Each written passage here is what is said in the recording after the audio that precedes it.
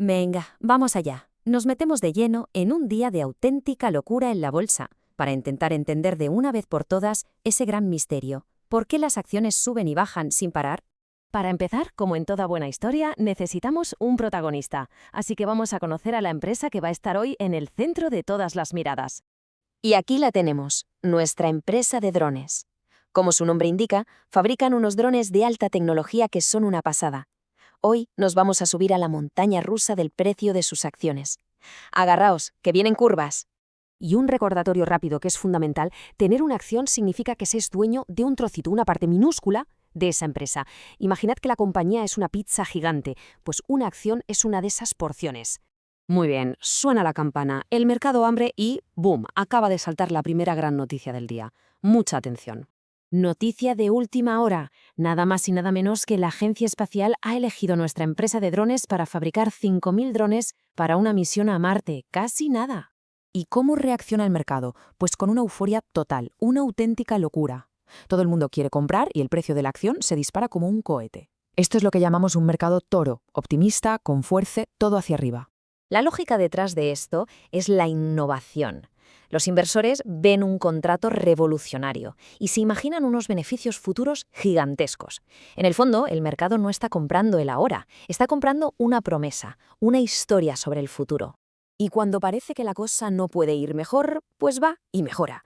Ojo, que la racha de buenas noticias todavía no ha terminado. Resulta que el streamer más famoso del mundo acaba de decir en directo que le encantan los drones de nuestra empresa. ¿El resultado? El precio pega otro salto hacia arriba. Esto nos enseña el increíble poder del hype. Una simple recomendación que se hace viral puede provocar una demanda masiva, haciendo que el valor suba como la espuma, a veces incluso por encima de lo que, en teoría, vale la empresa. Pura psicología de masas. Pero, ahí en la bolsa, la fiesta se puede acabar en un solo instante. Todo lo que sube puede bajar, y parece que el cielo se empieza a nublar. El optimismo se desvanece. Uf, alerta roja. Se acaba de filtrar una noticia terrible. Se ha descubierto un problema gravísimo. Las baterías de los drones solo duran 2 minutos. Un desastre. Y ahora, el pánico. Pánico total en el mercado. Esta noticia provoca una venta masiva y el precio se desploma, cae en picado. Esto, señoras y señores, es un mercado oso, pesimista, con ventas, todo para abajo. La lección aquí es muy clara. La más mínima señal de problemas serios, la más mínima sospecha de que se va a perder dinero, puede provocar una auténtica estampida. Nadie quiere ser el último en salir por la puerta. Y ahora atención porque la cosa se complica. La empresa presenta sus resultados trimestrales. Y ojo, ha ganado muchísimo dinero, pero no tanto como los analistas esperaban.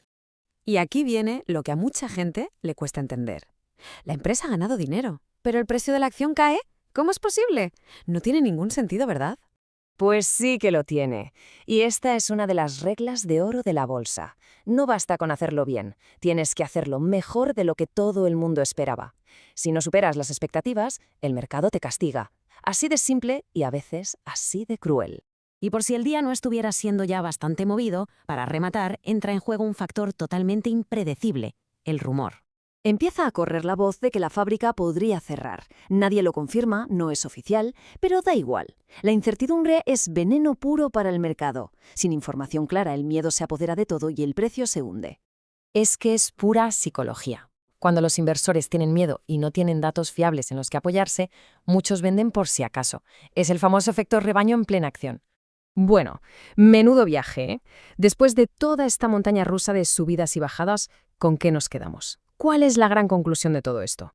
Pues al final todo se reduce a una mezcla muy potente. Por un lado están los datos, la información real, las buenas noticias sobre innovación o beneficios y las malas sobre problemas o pérdidas. Pero por otro lado, y esto es crucial, están las emociones humanas, la euforia del hype, la decepción de las expectativas y sobre todo el miedo que generan los rumores. Así que la próxima vez que veamos un gráfico de bolsa, hay que recordar que detrás de esas líneas no hay solo números. Hay una historia de innovación, de miedo, de euforia y de expectativas. Y la gran pregunta siempre es la misma: ¿qué historia moverá el mercado mañana?